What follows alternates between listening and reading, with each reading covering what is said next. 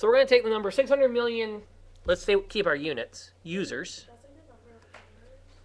That's the number of unique, according to Facebook, that's the number of members they have. Now, that's not accounting for the fact that some people might have 2 or 3 Facebook profiles that are actual, they have their work, the one that their friends know, and then they have their fake profile that just their buddies that they go drinking with know, and then they've got another fake profile for their girlfriend, and yeah, that doesn't account that. Nope, I just have the one. Just the one that you guys aren't allowed to friend. Oh my gosh, I remember that. Now, hey guys.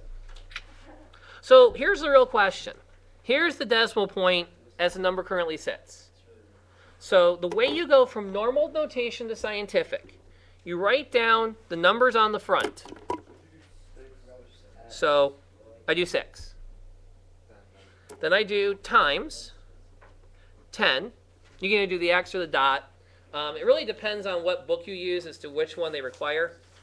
I think our book uses an X for the times in scientific notation.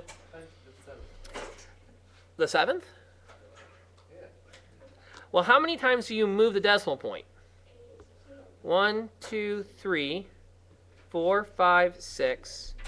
7 puts me right there. I got to do one more to get the decimal point to land there.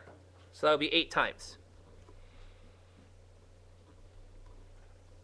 And there I've taken the number 600 million and converted it into scientific notation. Now it works both ways.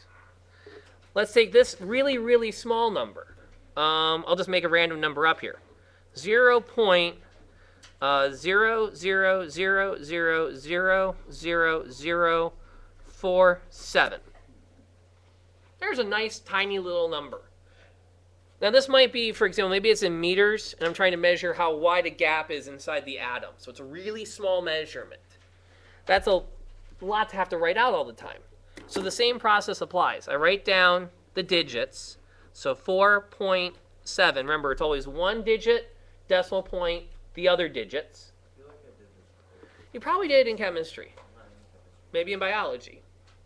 You may have also done it in your algebra readiness. They may have reviewed this. So again, if you got this, you got this. It's just a matter of reviewing it.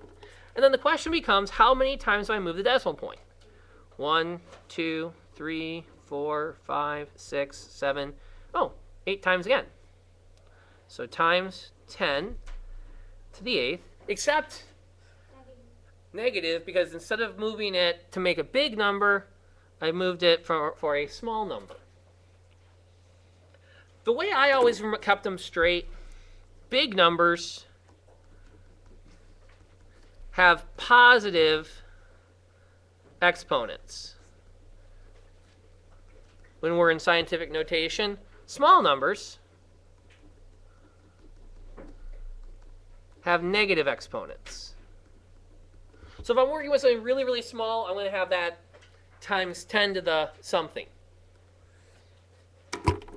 Let me pull up one more quick example here. Odds of winning big game jackpot.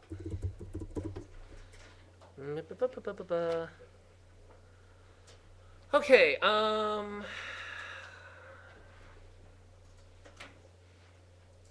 you okay over there, guys? You need something? Just taking a walk of the room?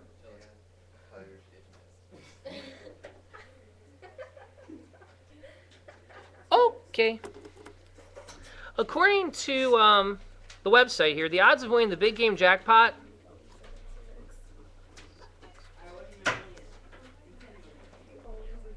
are 0.00000018.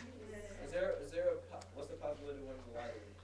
This is one of the many lotteries out there, the big game. Which one's the Mega Million or the Powerball? It's whatever one just came up when I did a quick Google search here for a number. So let's take that and put it in scientific notation. And actually here, let me go a step further. We'll add some more numbers on for illustration. Dude, let's get back to the math. So you write down the digits, 7, 6. And then you put your decimal point right there, which means the decimal would have been right here.